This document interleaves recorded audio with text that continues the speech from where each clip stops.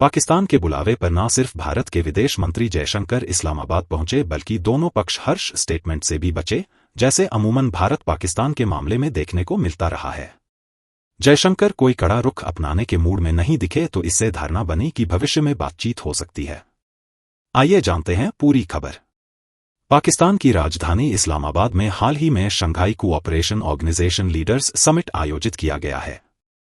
सियासी उठापटक के बीच पाकिस्तान इस बड़े कार्यक्रम को सफलता के साथ कराने में कामयाब रहा।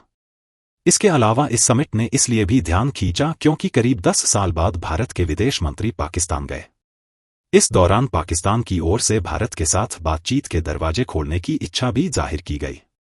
खासतौर से नवाज शरीफ ने बातचीत के रास्ते पर आगे बढ़ने पर जोर दिया। पीएम शहबाज शरीफ के बड़े भाई और पूर्व प्रधानमंत्री नवाज शरीफ के इन बयानों को सेना का भी समर्थन हासिल था।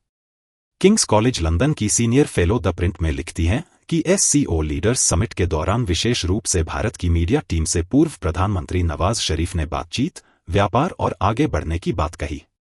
शरीफ ने कहा कि 75 साल बर्बाद हुए हैं, अब पीछे ना देखकर आगे की सोचें। भारतीय मीडिया के जरिए शरीफ का मकसद भारत को बातचीत का संदेश देना था, जो शायद उनके अकेले की ओर से नहीं था। उन्होंने बातचीत से निश्चित रूप से संकेत दिया कि सेना को उनके भारतीय पत्रकारों के साथ बातचीत करने में कोई समस्या नहीं है। नवाज बिना सेना के भरोसे नहीं छेड़ेंगे बात। उनके मुताबिक नवाज शरीफ बिना सेना के इशारे अपने दम पर भारत को लेकर तरह की चर्चा शुरू करने की स्थिति में नहीं है। ऐसे में सेना ने ही कहा होगा कि आप भारत से बातचीत के लिए कह सकते हैं। यह संदेश दुनिया को यह संकेत देने के लिए भी था कि पाकिस्तान आगे बढ़ने के लिए तैयार है और आगे की कार्रवाई के लिए गेंद भारत के पाले में है। इसके लिए जाहिर है कि पाक सेना से ही उनको हरी झंडी मिली होगी।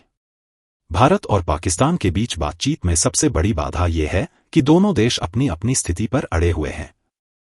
पाकिस्तान लगातार कश्मीर में आर्टिकल 370 पर आक्रामक रहना चाहता है, तो आतंकवाद के मुद्दे पर गंभीर है। दोनों ही पक्षों की अपनी अपनी चिंताएं हैं। ऐसे में लगता है कि दोनों पड़ोसियों के बीच स्थिर अस्थिरता जारी रहने की संभावना ही ज्यादा है।